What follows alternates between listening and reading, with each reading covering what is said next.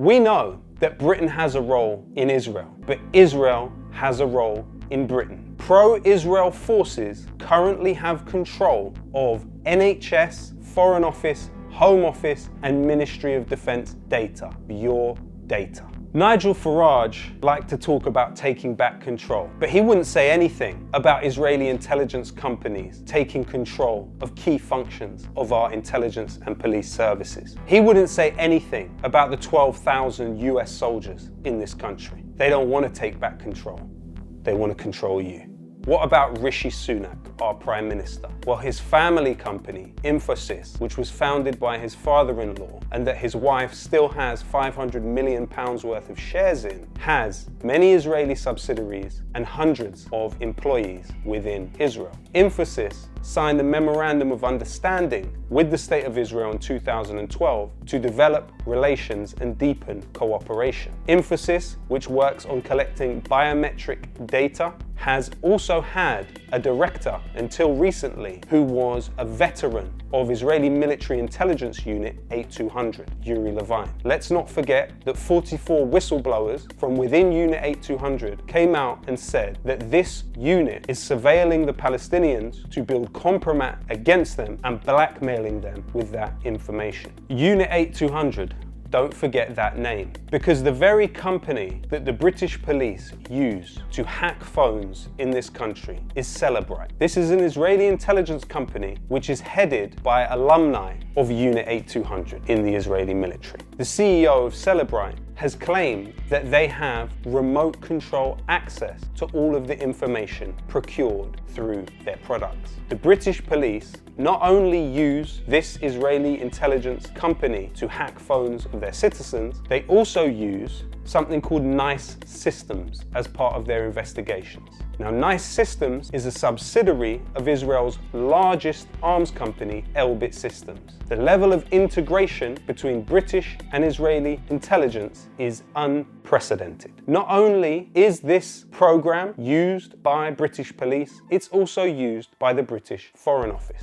So you are talking about the outsourcing of Britain's external intelligence functions to elements of the Israeli intelligence agencies. When we look even further at this question, we wonder how companies like Celebrite could have got such a foothold in the British public sector. Well, there is an organisation by the name of the UK-Israel Tech Hub, which has played a very important role in all of this. It's based in the British Embassy in Israel, but it is staffed by former military and intelligence personnel from the Israeli regime. It's headed by the former Director General of the Israeli Finance Ministry, Haim Shani. Haim Shani was also simultaneously the director of Celebrite. But who funds the UK-Israel Tech Hub? The UK-Israel Tech Hub is funded by the British Foreign Office, by the British Embassy in Israel, and the British Department of Trade. The UK-Israel Tech Hub exists for the sole purpose and with the stated objective of procuring public sector contracts in Britain for Israeli cyber and tech companies. British taxpayers fund an organisation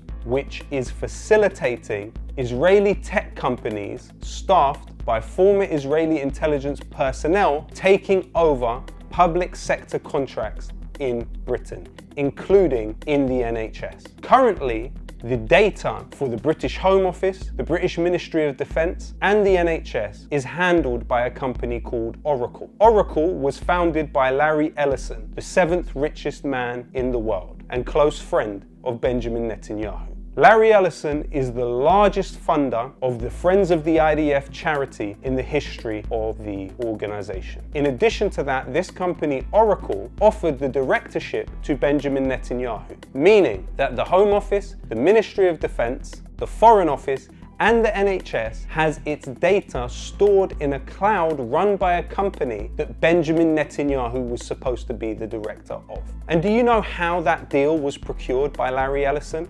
Let me tell you a story. At the same time that Larry Ellison was bidding for this contract, he had a charity in this country. It was called the Larry Ellison Foundation. And do you know who was employed for £500,000 a year at this charity? None other than the father-in-law of Prime Minister Boris Johnson. And guess what? when Larry Ellison's company Oracle procured the contract to store the data of the Ministry of Defense, the Home Office, the Foreign Office, and the NHS, the Larry Ellison Foundation was closed that very month.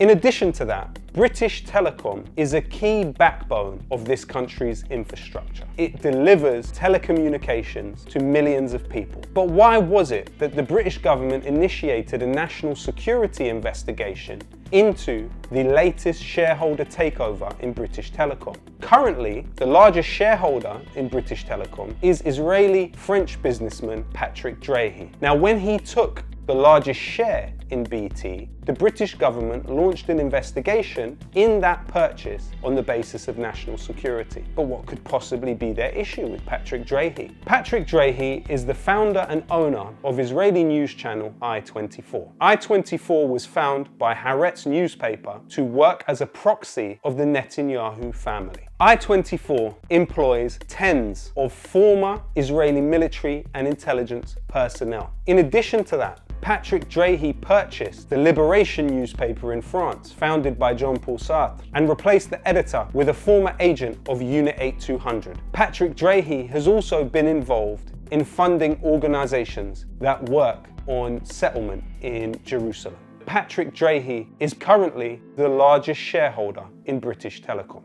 This is a question of sovereignty. How is it that a state which outsources key functions of its intelligence and police services, that allows its data from key institutions to be given to former agents of a foreign power, how is it that a nation or a state that does that can have any claim to sovereignty? The question now is, how can those in the British public who feel passionately about issues like patriotism justify their willingness to outsource these key functions of the state to Israeli intelligence cutouts? Palestine Action has launched a campaign which has seen 2 sites in this country for Israel's largest arms company, Elbit Systems, be shut down. The British Ministry of Defense cancelled £280 million worth of contracts with Elbit Systems because of Palestine Action activity, and they cited operational sovereignty. It's clear there are those in the British establishment who know what has happened here. The trilateral security state of the United States, Israel, and Britain renders Britain essentially a colony of the United States and Israel.